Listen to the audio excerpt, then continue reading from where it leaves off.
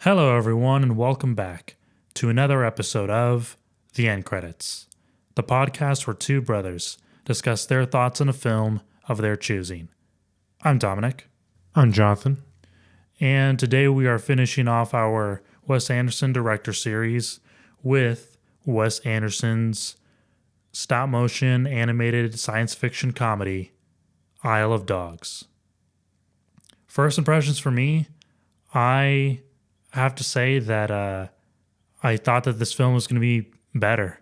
Yeah, unfortunately, I'm kind of in the same boat as you, where I don't know if it was just the timing. I just wasn't really feeling it in this one. However, I do want to say though, with animated, its whole structure and how it was made, that was brilliant. I think all the animation parts were perfect. I think, but I guess the story wise and where we were going there, that was okay.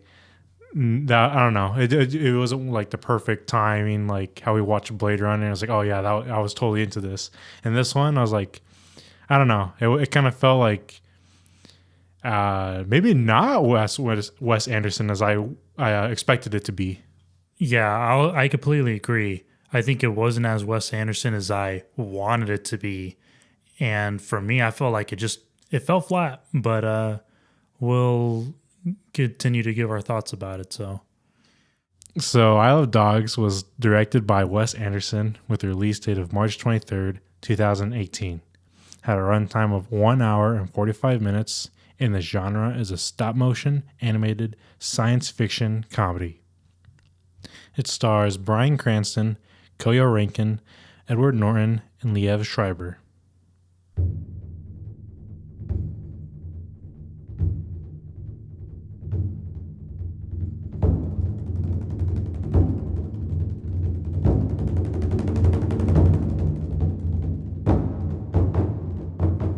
When by executive decree, all the canine pets of Megasaki City are exiled to a vast garbage dump called Trash Island, 12-year-old Atari sets off alone in a miniature junior turbo prop and flies across the river in search for his bodyguard dog, Spots.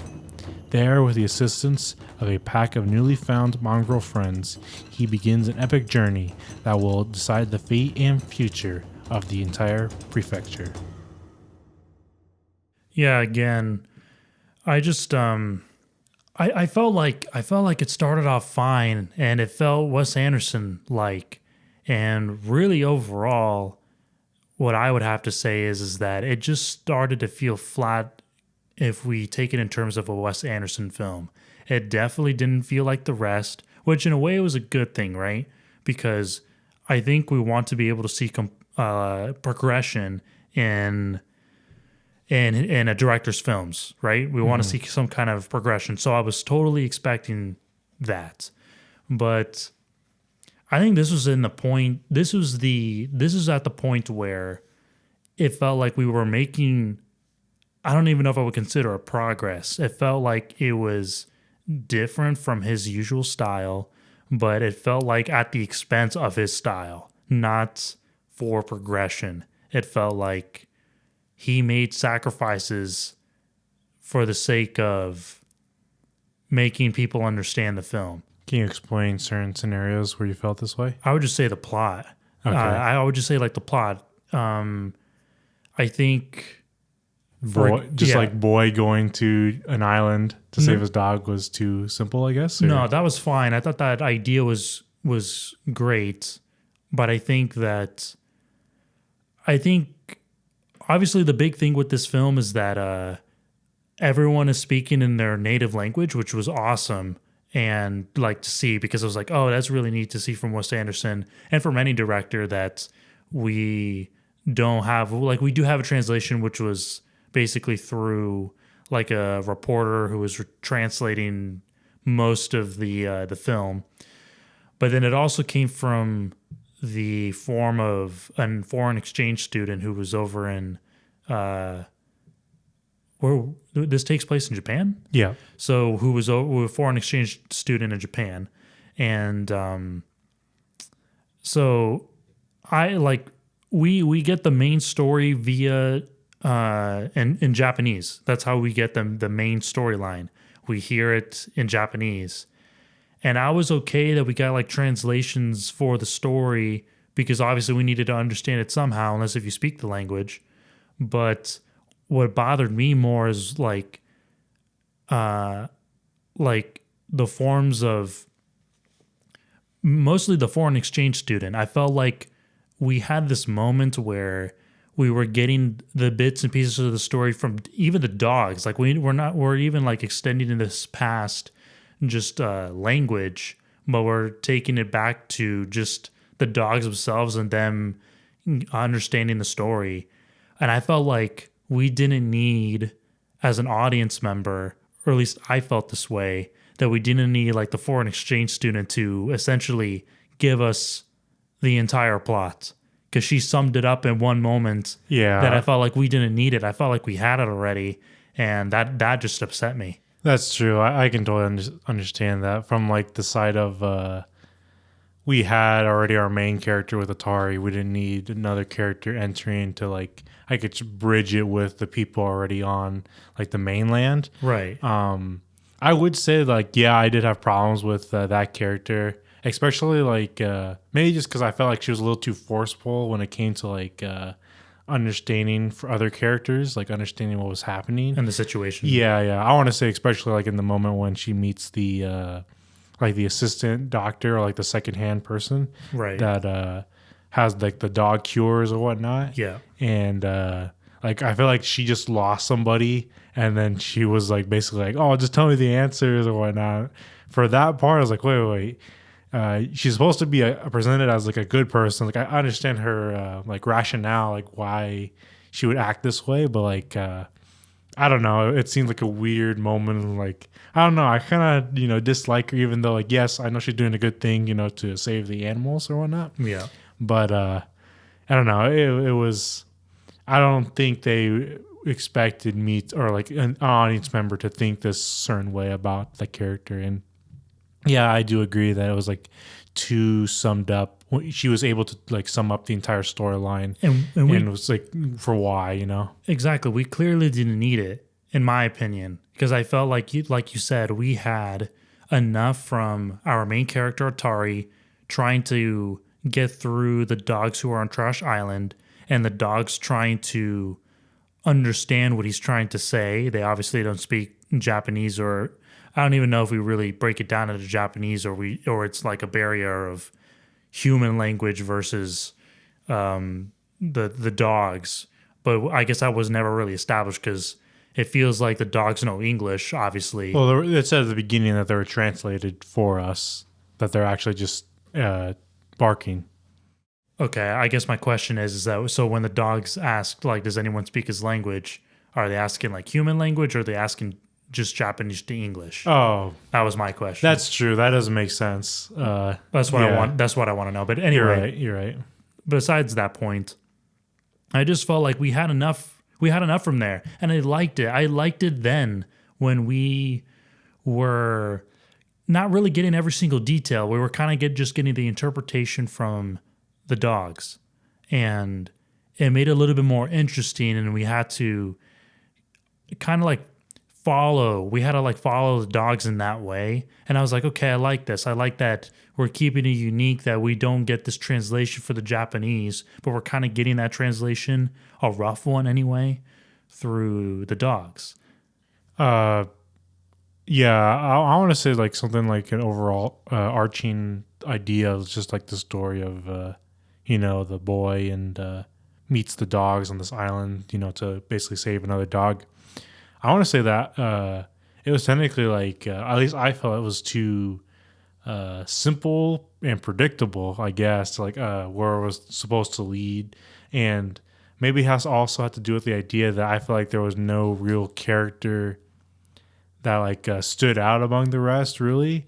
And it could also be too that I was able to recognize a lot of voices of the characters. I was like, oh, okay, I cannot see Bryan Cranston as this dog. I see him as, from his previous stuff, like from Breaking Bad or something like that, right? And I couldn't like, separate. Yeah, to separate that whole idea, especially with other characters who we've already seen them in other Wes Anderson films too. You know, like Bill Murray and like Edward Norton and stuff like that, right? Mm-hmm. So I was like, oh, it's kind of like, sure, we have this familiar ensemble cast, but they never ever to me in this film felt like this character like they did in previous ones. It could also just be that we watched them in this order, so it didn't feel that way. Oh, right. It didn't feel right.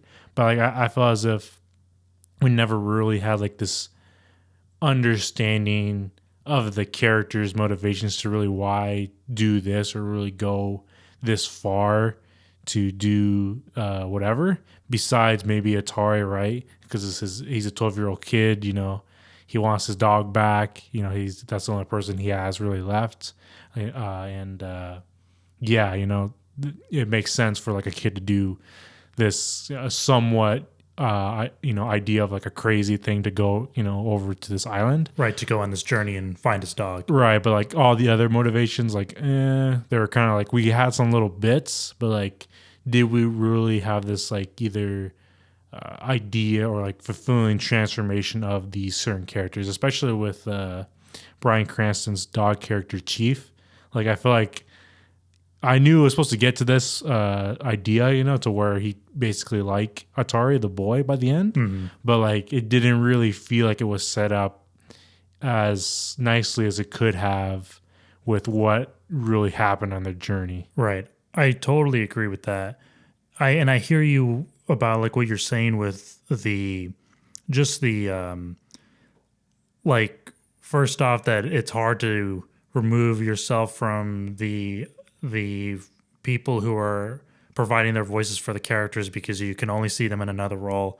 I tried my best to really separate it, and I did to a certain extent, but I do agree that it almost felt like it was hard to say that these people are in this distinct role for this particular movie. It was really difficult for this one for whatever reason, and it's probably because, like you said, we watched it in this order. And personally, like I know what you're saying about the simple story. I think it was okay. The idea that Artari wanted to go and find his dog. I do agree that it does lead to some kind of predictableness, but I think it was enough, and we didn't need to have all of the pieces immediately to understand motives and whatnot. But the problem is that the motives never really came, except, like you said, from Atari. We understood his motive to go find his dog because his dog was essentially taken away from him, and he wanted to be with the one person, quote, like air quotes, person that he most likely loved the most in his time of need, his guard dog. And it was upsetting to find that, like, the other dogs, we don't really learn any kind of motives besides that they obviously want to help him, which was a good thing. But it was kind of like, I guess we kind of learned that they were helping him because, in a way, like, I don't know what his character's name was, Edward Norton's character. Like, it looks like his mode of thinking was like, you know, no master, referring to humans, ever comes back for any of us. They just leave us here. So I guess like that idea of thinking of, well, if this master's coming back to save his dog, he must have some kind of like compassion, like that kind of spirit in him. So why wouldn't we help this kid? But like that's kind of all I ever amounted to. And I was upset that that was it. Right. It was just, yeah, I never really saw past any of that. It was like, compared to like the other films of at least Wes Anderson's, you know, there was this multi-layer storytelling where this character got a story and we felt some sort of motivation with this certain character. Like, oh, there's another story that's going along at the same time, especially like with the other animated film we watched of his, Fantastic Mr. Fox. You know, we had two separate storylines with Mr. Fantastic Fox and like his kid or whatnot, and stuff like that. Like, we didn't see past any of this stuff in here where it's okay, it's this and that's it. You know, there wasn't like, oh, there's this and no, there's a little bit more here with this character, and you know, we come to understand their full potential values and stuff like that, right? And here it's like what it is, that's what it is, and it kind of like you said even before, it's kind of like a dumbed down version, which is kind of like unfortunate and saddening to see. Yeah, like it's definitely like a watered down Wes Anderson style, in my opinion, and that's what it ended up like turning out to be for me. Like you know how I said in the Grand Budapest, how we were talking that film felt more linear compared to Moonrise. This one felt even more linear. Yeah. Like we were stripping away those layers that it used to exist in Wes Anderson's films, where there was a little bit more complexity than just that tip of the iceberg information that we received in the beginning, or not even received, because we ended up learning kind of maybe like a quarter of the way or like midway to what the motives were.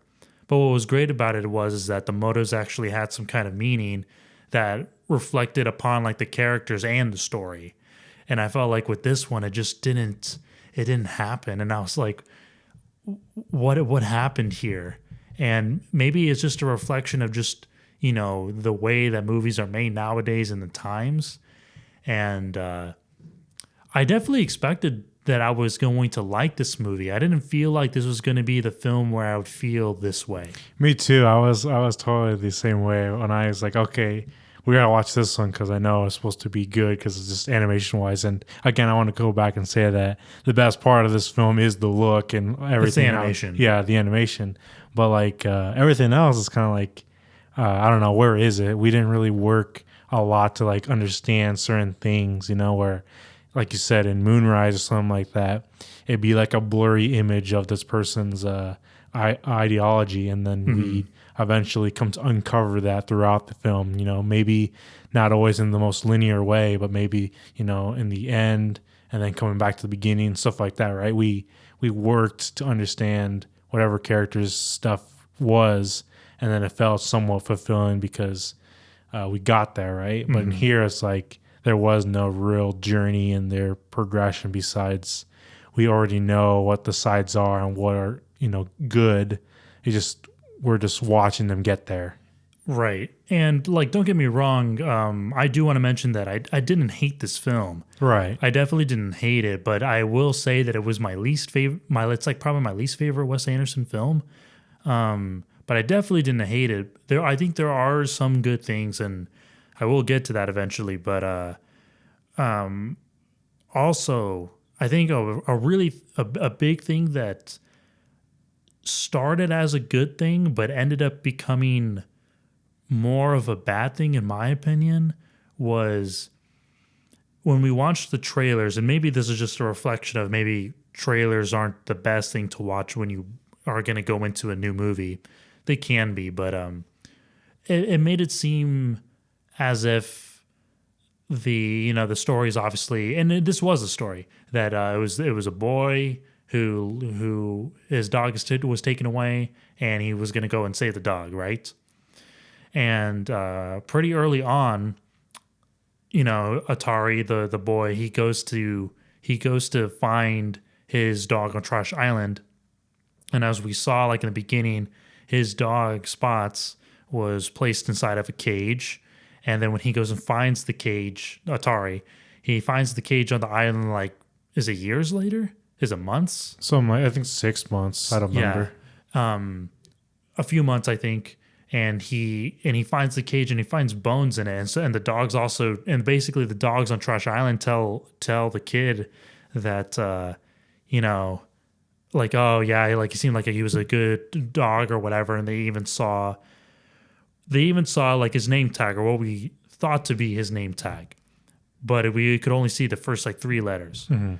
And it really, I was almost okay with this. The fact that they gave us this tease that it was supposed to be Spots, but then when we find out that it actually wasn't, and it was a dog named Sports instead who was placed inside the cage somehow, and it wasn't actually Spots, Atari's dog, that he was trying to find. So Spots was still alive. So the story continued. I thought it was good. Look, I thought that was okay. But I think what messed it up, though, is that kind of thing you have to be careful with when you implement the story of it feels like the story is about to end. Now what happens next? And at first, that idea of, okay, we just learned that more than likely Spots is dead already. Basically, the Atari's journey is done at this point. Mm-hmm. And my thought was, okay, what happens next with this film? Because I thought that was the whole premise of this story. So I was interested. But then I guess just like in a way, it just took me out though, because now I was already questioning now what happens next. And at first it felt clever and it felt like it was something that, okay, this is something that Wes Anderson would do. Problem was, it just never brought me back really. Yeah, I think they were trying to see if it, like, it was supposed to be a comedic bit, and it didn't. I think it fell flat. Like a bunch of the stuff in the film did, in my opinion. I don't think it really worked. It's like, yes, it's an interesting thing to do at this moment in time, because this is like 20 minutes in, and it's like, oh, we thought this whole story was a rescue mission, but then it's like, oh, he's already done. So what now? And it adds some sort of, okay, so then what can we do, But yeah, I just think this comedic moment fell flat, and I don't think it wasn't necessary. It's too predictable too, I was like, Right. Okay, so that's obviously not him then, but it doesn't make sense because he had the key to open the actual cage. So if it's supposed to be him, right? How would the cage have opened if it wasn't him? So wait, what? It doesn't make sense anymore. We get thrown out of the whole world because it's supposed to be for the comedic bit, and it didn't work, I don't think. Right, but you know what's worse? The fact that later on we do learn that Spots' cage was open because he was rescued by some other dogs who were already on Trash Island before Spots.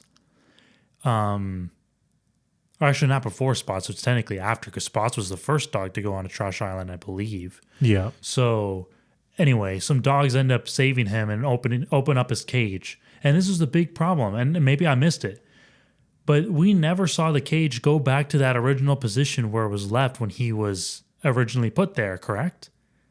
Right. It had been a different cage and a different dog. Oh, that's but that same kind of dog, but sorry, not dog, but that same kind of cage that had that same kind of padlock. Right, exactly. It doesn't make sense. Yeah, see, that's what was the worst thing about it. Also, like the same type of tag too, with the exact Right. same name, almost. That's the problem, because it felt, that was too coincidental. Right. See, I originally thought that was the original cage that Spots No. was in, that it just ended up back there somehow. So it's not. No, I don't think so. Because why would it be locked again? See, that's even worse because, okay, I didn't even catch that one. I thought it was the same cage, and maybe perhaps it's not. But you see, even that's worse because it doesn't make sense. It feels too coincidental, and it's only placed there for the sake of nothing. It's supposed to be a funny moment. That's all. Oh man. Yeah, that's why I don't think it was even worth doing that, because I No. ruined the whole integrity immediately. But like, I think they still could have revived it, right? Like they could have had this like whole open journey to like discovery or whatnot, but it never happened. Like I guess also judging by the trailer, like it felt like they would go on like several, expeditions, I want to say, right, to go discover where we're going to go, right? Yeah. Like we're going to have stages to, eventually get to our goal, but there wasn't any. It's like, okay, we have a connection over here. Let's go talk to them. We talk to them. They're over there. Okay, what are we supposed to do now? Yeah. And see, that was the problem too, because like I thought we were going to abandon this premise of saving the dog because obviously it appeared that he was dead. And then I was like, see, that's where I thought that it was clever. But when they tried to return us back to the fact that Spots is actually alive and we still have to go find him, I just wasn't like for it at that point. Yeah, because I was wasn't either. like you showed me that image, and I'm like, it was just hard to bring me back. And I feel like that's those. It's like almost giving the whole like answers to the audience too early, and that can be very detrimental to a film, I think. It actually reminds me a lot of, I know this is like a completely different movie, but it kind of reminds me of Knives Out.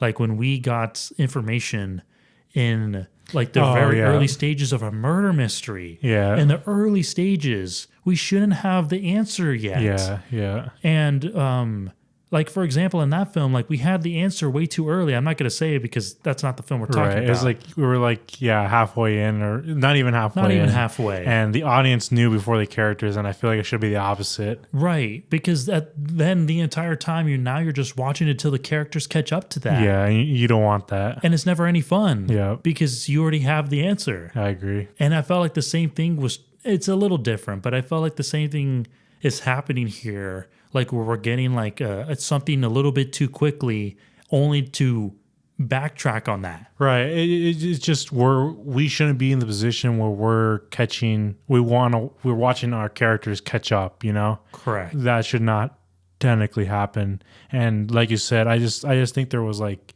unnecessary things to do that they did in this one. Like for example, just like that, the whole Spots is dead comedy bits. I want to say even later when Chief is the brother of Spots. Oh, that it's was like, so bad. why even have this whole connection for it? It's like, seriously, it's like we can just give Chief this identity of his own, being this black stray dog, but then he has to turn into Spots basically. Yeah. Like we knew he was supposed to get to that position, right? But he didn't have to, literally exactly, get there. Yeah. Like he didn't have to exactly look like him. They didn't have to be brothers. They didn't have to, they didn't have to be basically the same person, really. Exactly. And that messed it all up too. It's like, seriously? That messed it up big time. When that part happened, I was like, you have got to be kidding me. I felt nothing at that point besides feeling like, why? Yeah. It was like another coincidental thing that I just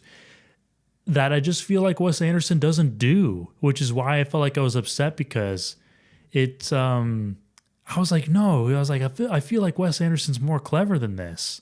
I feel like that there are like the past two films, even in Fantastic Mr. Fox, there were just moments where I was like, I didn't even expect that at all. I didn't expect that out of the characters or they were going to make this change.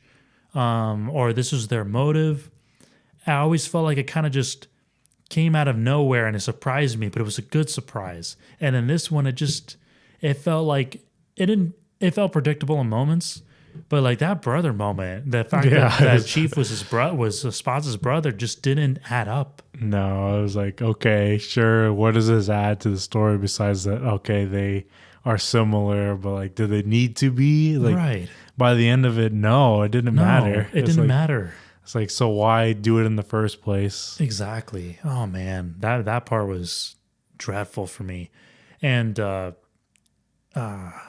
also want to bring up again the foreign exchange student. Honestly, as bad as the brother thing was, I think the foreign exchange student was probably even worse, in my opinion. The implementation of the foreign exchange student to be like basically a voice. It was a conduit to give the audience the understanding that we need to in order to understand the story, and then also a voice literally for the characters in the movie to stand up against Kobayashi, the corrupt mayor, governor, of the city. I think intentions were good. I think but so the too. Execution not so great. I agree. Yeah, I thought that minute where we got like the whole like explanation for this conspiracy theory that Kobayashi is like corrupt and everything, and he's purposely trying to get rid of the dogs. I was like, I got all of that information prior to that even happening. Right. And I was like, yeah, we didn't need another character introduced to sum it all up just so that the mainland people could actually understand too. It was like, that's why we had Atari for. He could basically eliminate the exchange student from this movie. Right. It would have been the exact same thing. Exactly. She felt like another coincidental piece that was added for the sake of just helping explain. But I don't think we needed it. Like you said, like Atari was that purpose.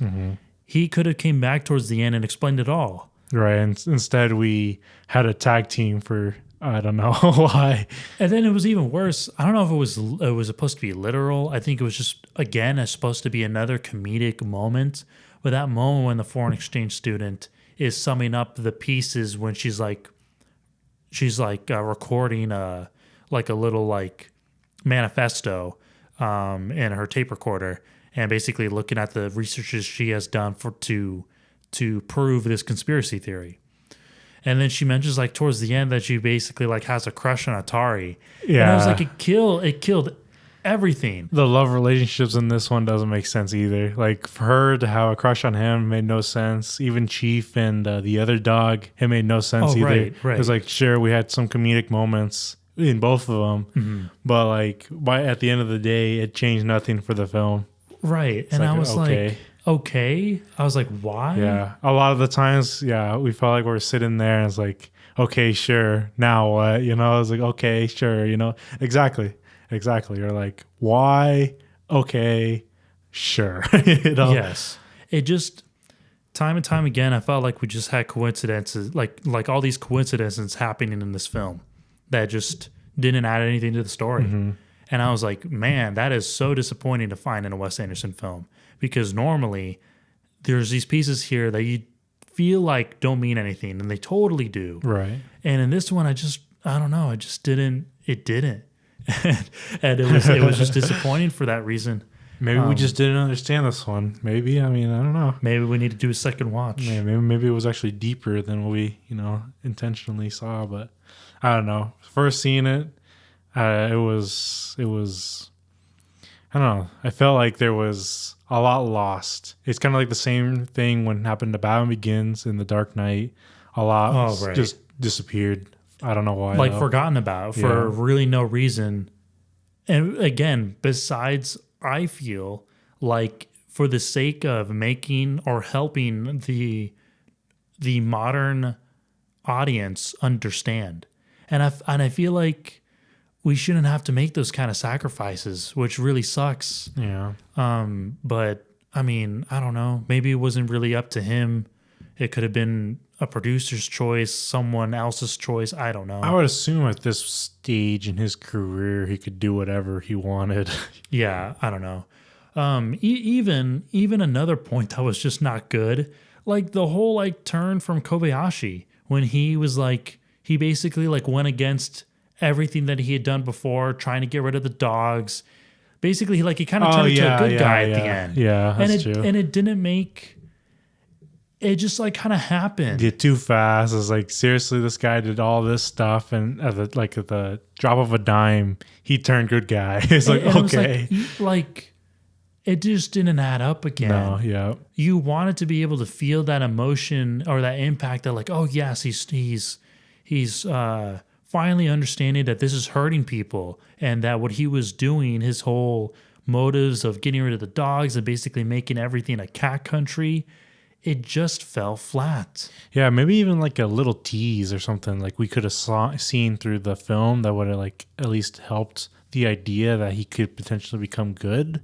But like, yeah, the sudden, change of heart was so out of left field. Yeah, and it shouldn't have been. And it was like, yeah, we should have had some kind of build towards it, and nope, we didn't get that either. It just happens. I would even argue too that that normal like deadpan style that the lines are usually delivered in a Wes Anderson film, even that didn't seem to work as well in this movie.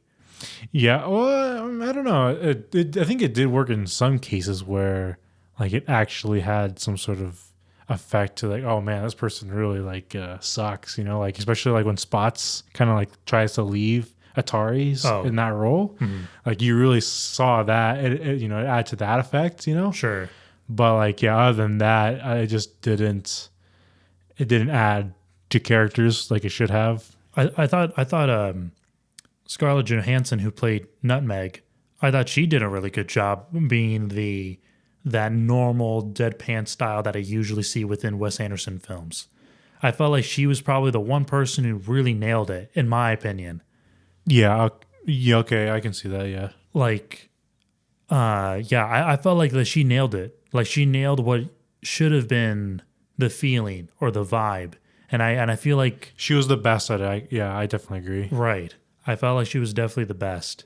And that gave me the usual feelings of, oh yeah, this is Wes Anderson, and I can see where he was coming from here, and how she play the role too. But man, yeah, I don't know. Yeah, I would say like this film's animation is top notch. You know, if you want to see it for just the animated style, you know, definitely watch it. But like, I don't know, the story is so too coincidental. You know, motives weren't really there, and I don't know.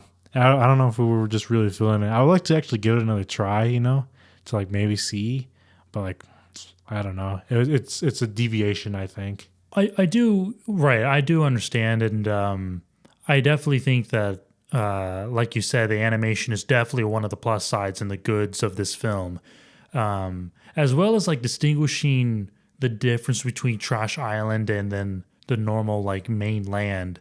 That being like we have the use of color, which is great. Oh yeah, The basically like the colorless, lifeless Trash Island totally made sense, and I was like, okay, I love that. I love this. I love that distinguish, like that being able to like have that distinctiveness between the two, and see like things like that. even like also like indoors and outdoors. A lot of the right. mainland's indoors scenes, while Isle of Dogs is outside. You know, bare. You know, basically like that. It's supposed to, you know, symbolize that whole idea of, I guess, loneliness and you know, everything's just empty around there. And you see like just what you said right there, those feelings and those like symbols and those ideas, you already understood that just based on the images. And I felt like we should have left it that way because I felt like it wasn't. I felt like things got a little bit over explained, and we could have just left it at, all right, that's obviously a clear symbol for like the colorless versus the color, you know, the life versus the dead. Like it's like these universal themes that everyone can understand by just seeing the image, and those were great. The animation was great. Use of colors and everything. Even like again, like I mentioned earlier, the fact that we kept everything in the native language was awesome. I loved that. Yeah, I agree. I loved that we had translation. It was little at first, and then I kind of felt like, you know, the basically the forms of kind of getting the story across with the foreign exchange student, and well, I guess mostly like from her is kind of like what was kind of messing it up, because I felt like their use of the translator was minimal but good, and we were just sticking with like the native language, and I thought that was just different, and I liked that.